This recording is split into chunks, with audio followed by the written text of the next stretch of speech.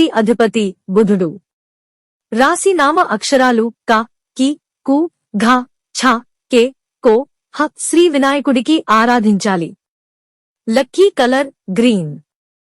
మిథున రాశి అనుకూల రోజులు బుధ, శుక్ర, శనివారాలు. ఈ రాశి వారికి ఉగాది తర్వాత ఆర్థిక రంగంలో తిరుగనేదే ఉండదు. ఉగాది ప్రారంభంలోనే ఆకస్మికంగా మీ ఆదాయం పెరిగే అవకాశం ఉంది. ఈ ఏడాదిలో మే నెలలో గురుడు మిథున రాశిలోకి ప్రవేశించనున్నాడు. ఈ ఏడాదంతా ఇదే రాశిలో నివాసం ఉండనున్నాడు. మరోవైపు ఉగాది సమయంలో శనిదేవుడు మీనంలో ఉంటాడు. ఈ కాలంలో కొన్ని ప్రతికూల ఫలితాలు ఎదురవుతాయి. అయితే రాహువు ప్రభావంతో మానసికంగా సంతోషంగా ఉంటుంది. పెండింగులో ఉన్న మీ పనులన్నీ పూర్తవుతాయి. ఈ రాశి వారికి గురుడు, రాహువు ప్రభావంతో సానుకూల ఫలితాలు రానున్నాయి.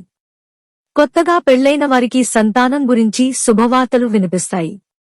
అయితే శని దేవుని ప్రభావంతో మీ కుటుంబ జీవితంలో కొన్ని సమస్యలు ఎదురవుతాయి. మీరు కొన్ని పనులు రహస్యంగా చేస్తారు. దీనివల్ల మీకు నష్టం ఎదురవ్వడమే కాదు, మానసిక ప్రశాంతతను పోగొట్టుకోవడం జరుగుతుంది. మీ కుటుంబ సభ్యుల నుంచి అన్ని రంగాల్లో మద్దతు పొందుతారు. ఉన్నత చదువులు చదవాలనుకునే వారికి నూతన సంవత్సరం అనుకూలంగా ఉంటుంది. ఉన్నత విద్యా సంస్థల్లో ప్రవేశం పొందుతారు. విదేశీ విద్యను అభ్యసించాలనుకునే విద్యార్థులకు ఈ సమయం అనుకూలంగా ఉంటుంది. మీరు కోరుకున్న విద్యా సంస్థల్లో సీటు సంపాదించే అవకాశాలు ఎక్కువగా ఉంటాయి. మీకు ఉన్నతాధికారులకు నుంచి ప్రోత్సాహం లభిస్తుంది. అంతేకాదు మీ ప్రతిభకు గుర్తింపు లభిస్తుంది. రాహువు, గురుడి ప్రభావంతో మీకు శుభ ఫలితాలు రానున్నాయి. నిరుద్యోగులకు ఉద్యోగం గురించి శుభవార్తలు వినిపిస్తాయి. ఈ రాశివారు తెలుగు నూతన సంవత్సరంలో ఆరోగ్యపరంగా మిశ్రమ ఫలితాలు పొందుతారు. కొత్త ఏడాదిలో చిన్న చిన్న ఆరోగ్య సమస్యలతో బాధపడతారు. కాబట్టి ఆహారం విషయంలో ప్రత్యేక శ్రద్ధ వహించాలి.